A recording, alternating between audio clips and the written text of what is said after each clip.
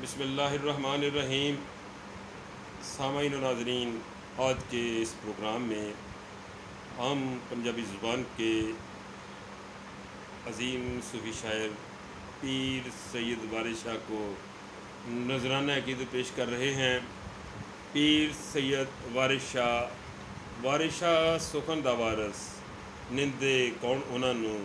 حرف انہاں دے اتے انگل ترنی نہیں مجال اصل۔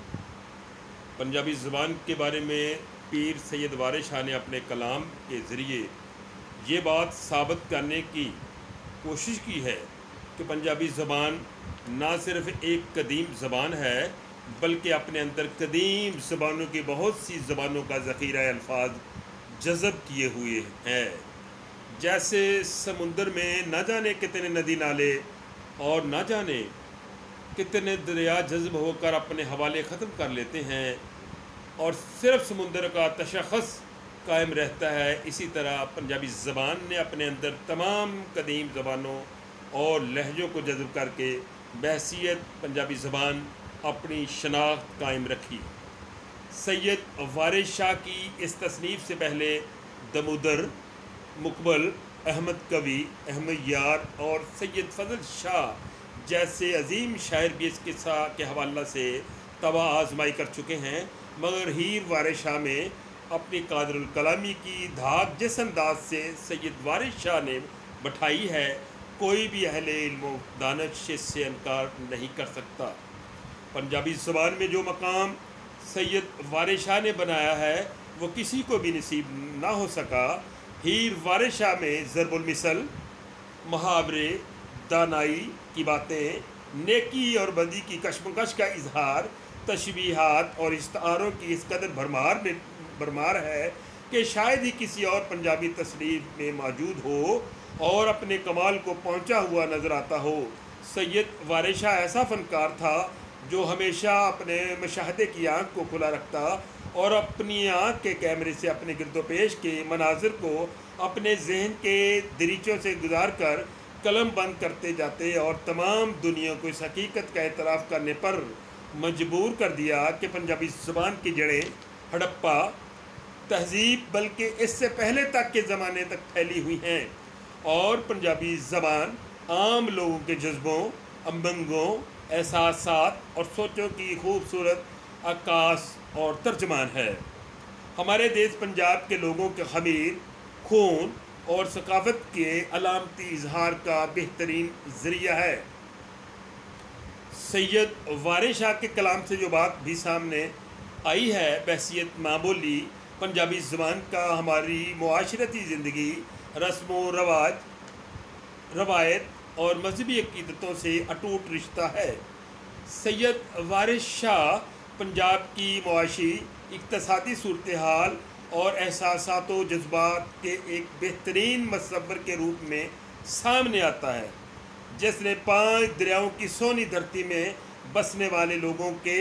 سچے اور کھرے جذبوں کا اپنے شعروں کے ذریعے اظہار کیا ہے اور پنجاب کی ثقافت، معاشرت، تہذیب، رسم و رواج، احساسات و جذبات اور سوچوں کو نئے زاویے بخشے ہیں۔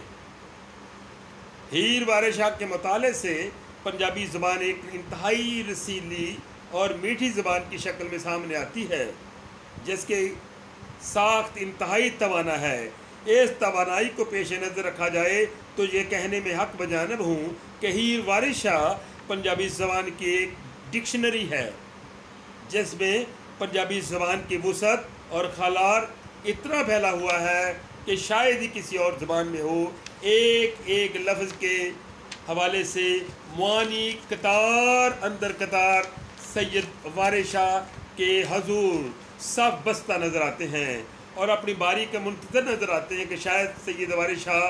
شرف قدم بوسی بخشیں۔ یہی وجہ ہے کہ آج سید وارث شاہ اپنے فن کا لوہا منوا کر سونے دیس پنجاب کی پگڑی کا